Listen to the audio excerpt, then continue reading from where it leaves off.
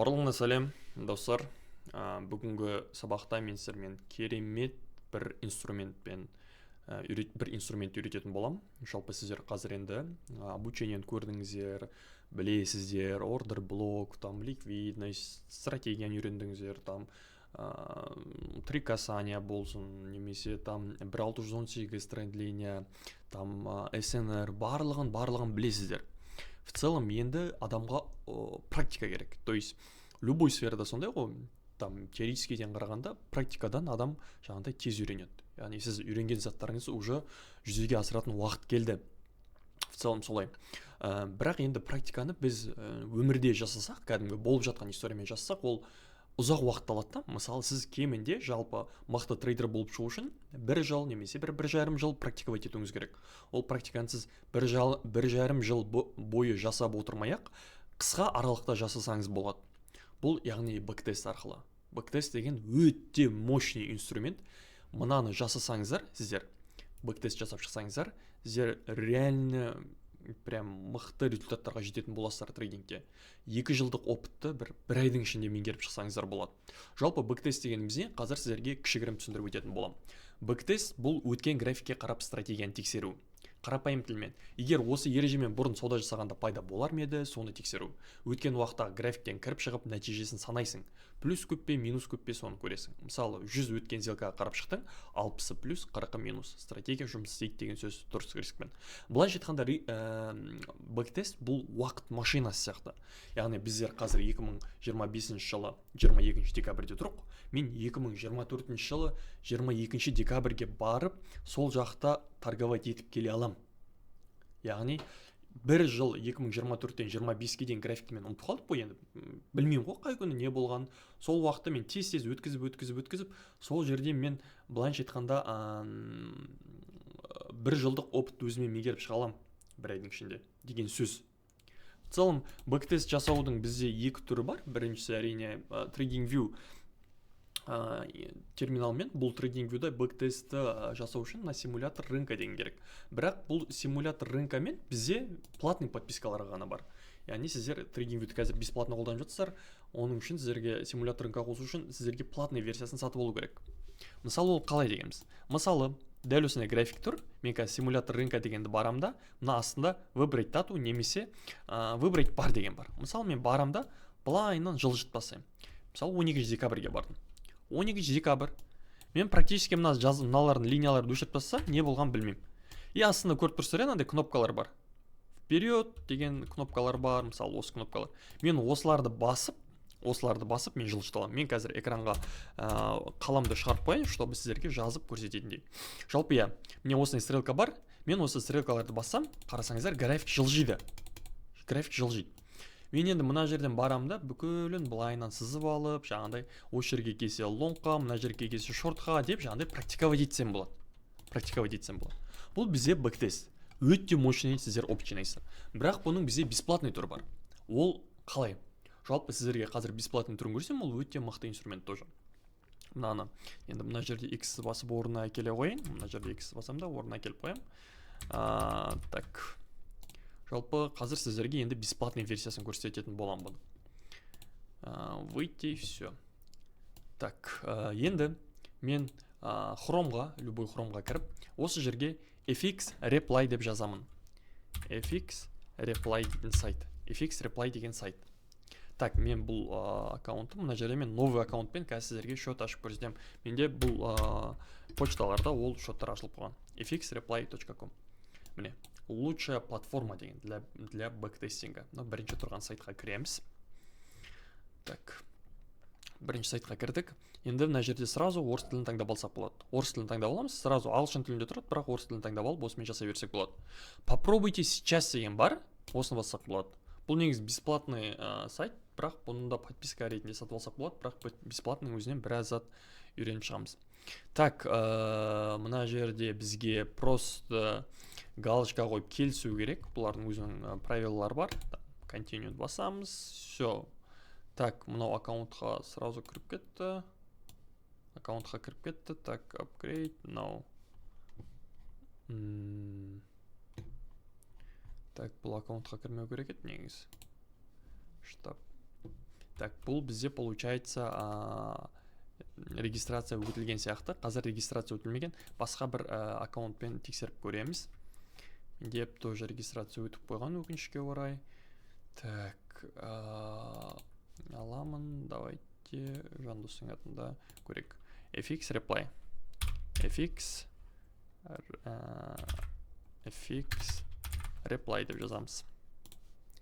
Все, лучше платформа дегенге кіреміз. Надеюсь, Жандос өтіп қоймаған. Попробуйте сейчас дегенді басамыз. Енді мына жерге өзіміздің жалпы почтамыз енгізуіміз керек. Ол почтаны қайдан аламыз? Міне мына жерде мысалы Жандос Кастаев деп тұр екен. Так, жазып шыға салайын. Так, Жанdos плюс .Кастаев.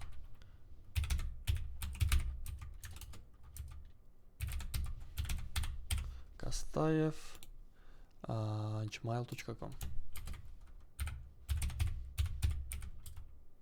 gmail.com. Все. Келесін басамыз. Өзімізге ат таңдап алайық. Мысалы, Жандос деп өзі сгенерировать етіп береді екен. Пароль мына жерде өзімізге бір ыңғайлы пароль қойып қоймыз керек. Создать свой пароль дегенді басамыз. Ол жерге не менее 8 символов дейді. Ағылшын тілінде жазамыз мысалы парольдарды. Мысалы, там өздеріңіз қалаларың жазсаңыздар болады. Тараз 2025 собачка деген сияқты. Все, осылайынан болу керек. Далее дегенді басамыз. Все, сохранить етіп қойсақ болады сразу. Мына жерде енді бізге платный версияларын ұсынып тұр, бірақ бізге керек емес ол. Мына жерде бізде так выйти дегенді басайық та, осы жерден кіріп көрейік енді.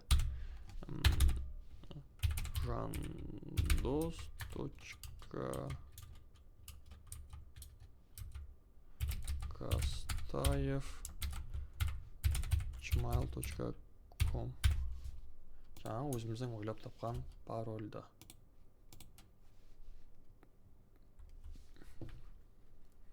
Так, сохранить. Мына жерде так бізге подпискаларын ұсынып тұр. Негіз бізге керек емес. Міне, Monthly дегенді басамыз да, начать бесплатно дегенді басамыз. Бізге осы тегіні жеткілікті. Енді мына жерде кейбір сөздер ағылшынша, жалпы түсінбей жатсаңыздар, переводчикті қосып көріңіздер. Мына жерде subscribe, fx, reply, beginner, subscribe $0 дегенді басамыз. Так, жүріп жатыр қазір. 100-ге дейін толғанын күтейік. Енді бізде бұл кішігірім опрос. Мына сөздерді түсінбесеңіздер, сразу переводқа салып тұрсың. How would you describe your experience in trading? Айтып жатыр, сіздің жалпы өзіңіздің опишите свой опыт в трейдинге дейді. Примерно сіздер енді новичоксыздар, мына біріншісін бассаңыздар болады, немесе бір ортаңғысын басып кете берсеңіздер, бұл особо маңызды емес. Мына жерден примерно ортаңғысын жазып кете берсеңіздер болады. Мысалы, win rate тексергің келеді деген сияқты. What you most interested, не қызықтырады сізді дейді. Трейдинг, мысалы, ресурстар, психология қызықтырады, там жаза бересіздер. To access for так, енді сіздің почтаңызға хат келді, соны растаңыз дейді. Барамыз да, мына жерде өзіміздің почтамызға кіреміз, мысалы. Почтамызға кіріп, соны растаймыз. fx reply-дан код келді, міне, confirm my account деген.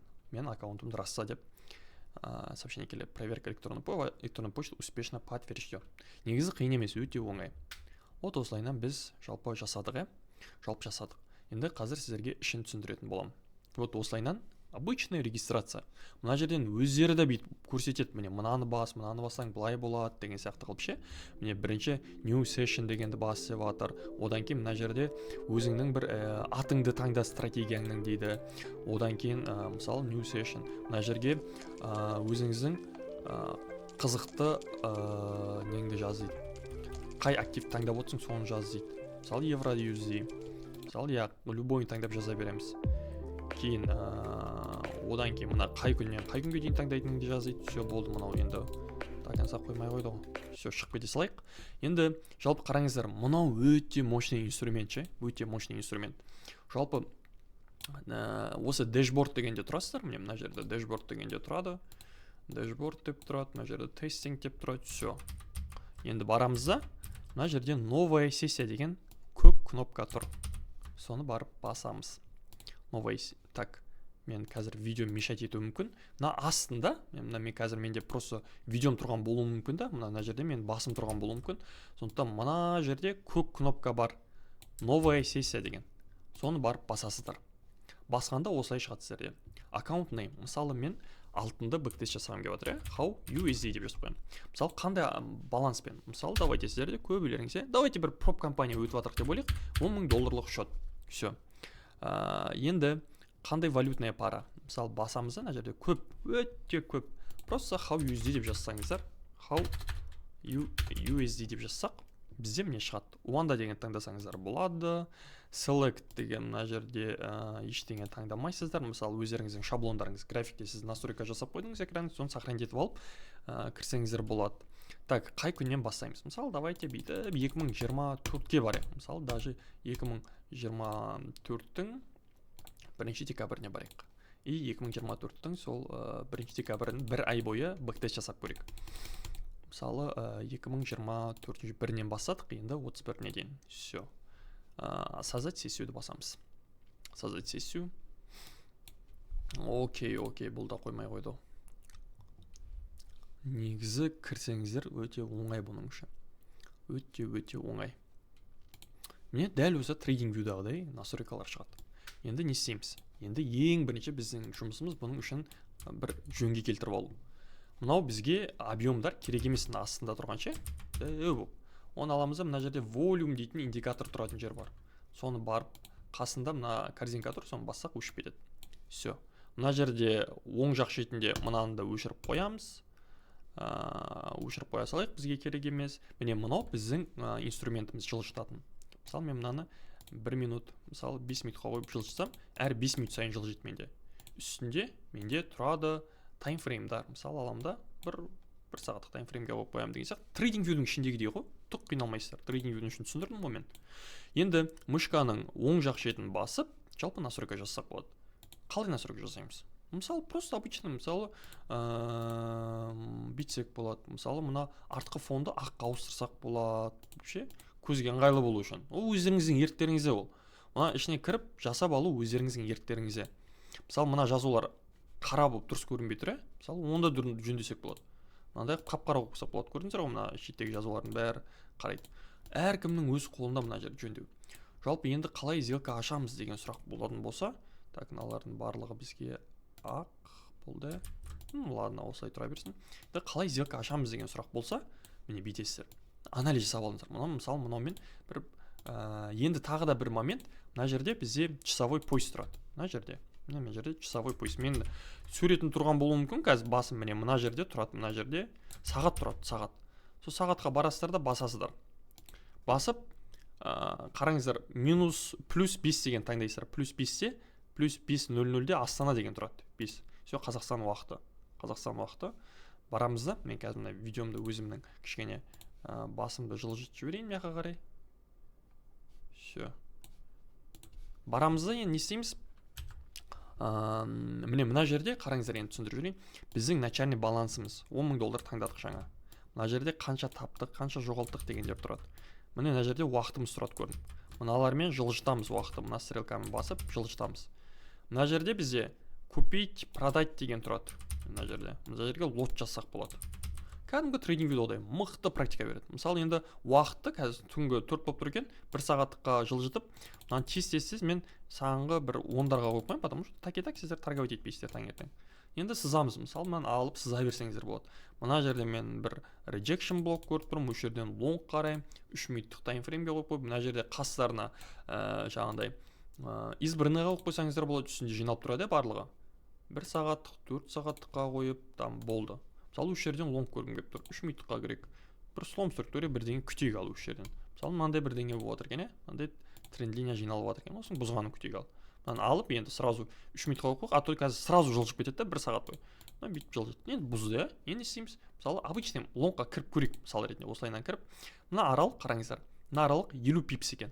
Оны қайдан білдім? TradingView'дағыдай ғой, міне. 60 пипс, 5-те 961. $5 мына разницасы. 60 пипс почти. 60 пипс 0.01 кірсе, мына жерде как минимум мен $6 ұтыламын. Сондықтан мен депозитім $10,000 1% рисковать еткім келіп тұр. Ол дегеніміз мен мына жерге бір $100 рисковать еткім келіп тұр. $100. Мысалы мен 0,1 мен кірсем $60 жоғалтамын. 0,15 пен кіріп көрейін мысалы. 0,15. Немесе совсем қиын болып жатса, мына жерде разместить ордер деген бар. Просто мынаумен лот сана беру нестерде бір жағы жақсы. Разместить ордер деген бар. Просто мына сіздер мына линияны қойдыңыз, мына сетканы қойдыңыздар ғой. Сәл астына түсіресіздер да бүйтіп, сәл астына түсіресіздер, как лимитка сияқты. Қасына кеп қоясыздар да. Если былай қойсаңыздар алмайды ол. Былай оң жаққа қарай жылжытып, разместить ордерді басасыздар, мына жерде өзі 1%-пен санап береді. Ұтылып қалсақ $100, мына жерде ұтсақ $125. Сохранить. Мысалы, мына жерде қойып береді өзі. Көрдіңіздер ма? Міне мынаны жылжытсаңыздар болады TradingView'дағыдай. Міне, былай жылжытсақ болады. Енді мына сделкаға алады бізде, қазір мынаны басып тез жылжытып. Алмай кетті өкінішке орай. Көрдіңіздер ма? Тимей кетті да, мына лимитка қойдық та сәл астына. Қазір аламын екен. Алмай кетті өкінішке орай. Рыночный аша салу керек еді. Все. Аламыз да мынаны отмена жасай саламыз. Мысалы тағы бір ашып көрсетейінші, мен бір ашып көрсеткім келіп тұр. Давайте мына жерден бір шортқа ма бір қарастырғым келіп тұр ше. Ордер емес, прям сразу рыночный ашатындай. Бұзды. Мысалы мына жерден 0,15 пен продать деп шортқа ашайын. Міне көрдіңіздер ма? Мына жерден шот ашылды. Take profit астына қойып қоямын, мына минимумдарға стоп лоссты үстіне қойып қояйын. Мен былай аштым ғой, қазір көрсем. Мысалы шорт позиция аштым да мына жерден. Шорт позиция. Так, стоп лоссты мына жерге қойып қойдым. Мысалы ше, ұтылсам $80. Риск 1-ге 16 болып қалыпты, жарайды. Мысалы ретінде көрсете салайын.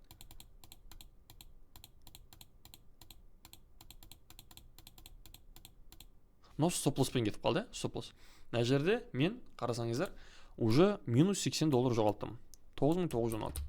Осылайнан айтайын дегенім барлығын түсіндірдім. Вроде ше, осылайнан кіріп жасай бересіздер бэктест. Өте пайдалы, өте мощный инструмент. Соңғы бір жылды жасап шықсаңыздар, мысалы декабрьде бір жасадыңыздар и көрдіңіздер. Қанша позиция аштым, қаншасы плюс, қаншасы минус деген сияқты. Қанша именно минус болған позицияларыңызды зерттейсіздер. Не үшін бұл минус болды, қандай ошибка жібердім, жазыңыздар кураторларға, там білмеймін, менторларға жазыңыздар, міне мына жер минус болып қалды, қандай ошибка болды деп. Мына жерден фотоға түсіріп алсаңыздар болады. Мысалы download image деген бар, фотоға түсіріп алыңыздар минус. Мен осындай кірген едім, минус болып қалды. Не үшін, қандай ошибка жібердім, өздеріңіз жазыңыздар. Бешеный, нереальный результат береді, если осыны реально өтіп шықсаңыздар. Жалпы айтайын дегенім осы, в целом барлығын көрсеттім. Енді просто былай шығып кетсеңіздер де болады. Мысалы шығып кетесіздер и шаршап кеттіңіздер, не обратно бір 2-3 сағаттан кейін оралдыңыздар и сол сохранить етіліп тұратын астында. Мына жерде дәл соны жалғастырсаңыздар болады. Start session'ды басып, дәл осы жерден жалғастырып кетсек болады.